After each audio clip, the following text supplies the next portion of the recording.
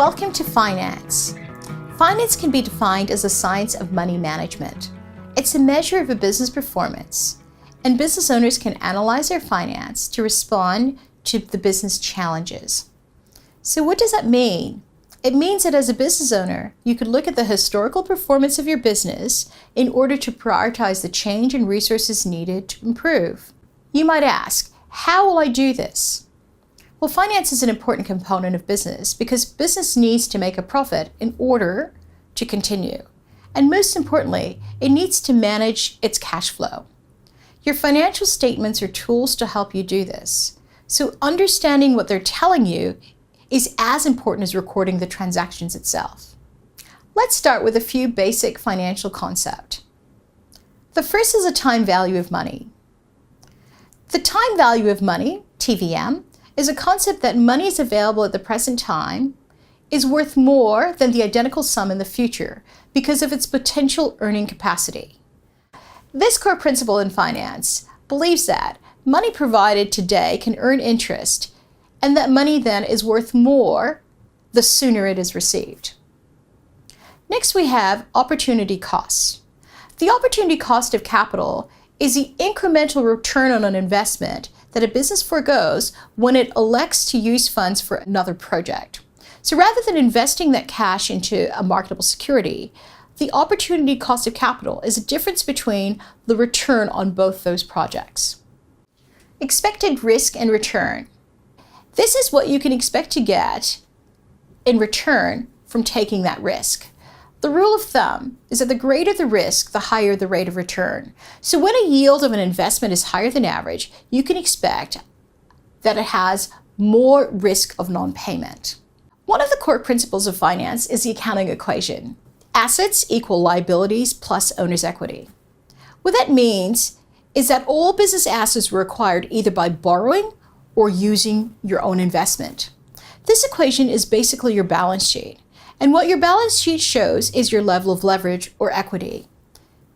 Why is it important? Because if you were to close that business tomorrow, what would you be left with? I want you to consider how you can build equity in your business as a core principle of financial management. Let's start with a few financial functions: budgeting and planning, record keeping, financial management, management reporting, analytics and decision making, communication. Let's start with business planning. Finances don't simply happen. You have to plan to make it happen. Planning starts with a budget. Your budget forecasts how much you're likely to earn and how much it will cost you to earn that amount. Budgets are essentially approximations and usually based on historical data. So in preparing a budget, you'd usually look at the previous year to determine your budget.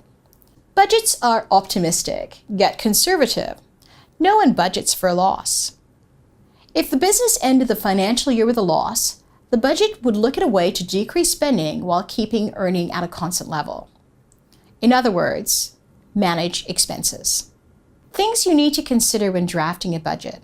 You need to look at your historical performance, the sales cycle, the risks that are known, capital reserves, and growth. Now for record keeping. Business owners need to make informed decisions. The ability to do so means they need to access accurate records. Data integrity of financial transactions is critical, and keeping up-to-date records allow owners to make informed decisions. Remember, time is money. This can be easily achieved by using an accounting software such as MyOb, Xero, or QuickBooks. When the record keeping is completed, it feeds into several financial reports, and each report serves a purpose. These reports are used to manage your business finance. We have a cash flow forecast. We use cash flow to predict how cash flows to the business and to manage cash as a scarce resource. You've probably heard of the expression, cash is king or queen. Well, without it, there is no business. It is the number one reason for business failures. In fact, if there's no cash in the business is forced to close because in Australia, it's illegal to operate a business while insolvent. Insolvency is defined as the inability to meet one's financial obligations when they are due. Another important task is to compare financial reports over several periods. You might look at it from a monthly basis, comparing one month to another. You might also do it on an annual basis, last year to this year. But importantly, you're trying to establish a trend. In business, we want to see a positive trend line where business performance improves. How do you know when you're operating profitably? Well, a monthly P&L will let you know how you're tracking in terms of your income and expenses for any given period. This analyzes how you make decisions and how you use the resources to manage your expense. Remember, we spoke about the accounting equation. That is your balance sheet. It indicates the balance between equity, what you own, and debt, what you owe. The rule of thumb is to grow equity because your business is an asset. So the more equity you have, the greater asset value you have in the business. Next, we have the working capital cycle. The working capital cycle, or WCC, is the amount of time it takes for the net current assets and the current liabilities to convert to cash. The longer the cycle, the longer the business is tying up capital and it's working without earning a return.